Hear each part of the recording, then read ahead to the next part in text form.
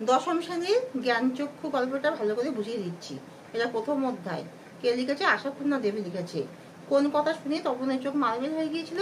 তপনের চোখ মার্বেল হয়ে গিয়েছিল কারণ সে একটা গল্প লিখেছে।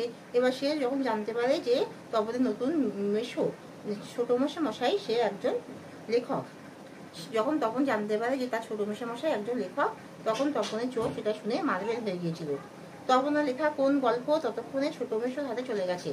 তপনের লেখা কোন গল্প ছোট মেশোর হাতে চলে গেছে? তপনের বিদ্যালয় জীবনে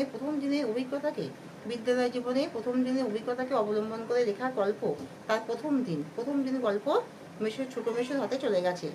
মেশোকে দেখে জ্ঞানচক্ষু খুলে গেল। তপনের কেন এমন উক্তি? মেশোকে দেখে কেন তার জ্ঞানচক্ষু খুলে গেল? তপনের ধারণা ছিল যে লেখকরা অন্য জগতের মানুষ।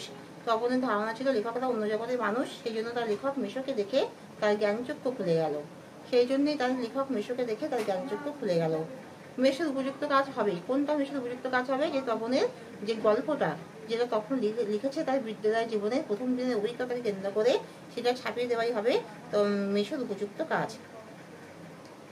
তপনের হাত আছে এমন বলার কারণ কি? তপনের হাত আছে কথা বলতে হয়, কারণ তপনের বয়সী ছেলে মেয়েরা তারা যদি গল্প লেখে, তারা কি লেখে? কোনো রাজা রানীর গল্প লেখে বা জখম বা অ্যাক্সিডেন্ট লেখে ইত্যাদি লেখে। কিন্তু তপন তার বিদ্যালয় জীবনের একটা অভিজ্ঞতাকে কেন্দ্র করে তার প্রথম দিনে যে গল্প লিখেছে, তাই জন্য বলা হয় তপনের লেখার হাত আছে। ঠিক আছে, তাহলে এখানে শেষ করছি। তোমরা সবাই সাবস্ক্রাইব করো। মিমি কোচিং ক্লাসের তরফ থেকে আমি সব প্রশ্ন উত্তর দিচ্ছি। আমি 9-10 সব সাবজেক্ট করাচ্ছি এবং 11-12 arts, geography, economics, pol science, history. Mimi coaching class লিখে সার্চ করবে। আমার ফোন নম্বর হচ্ছে 8250967341।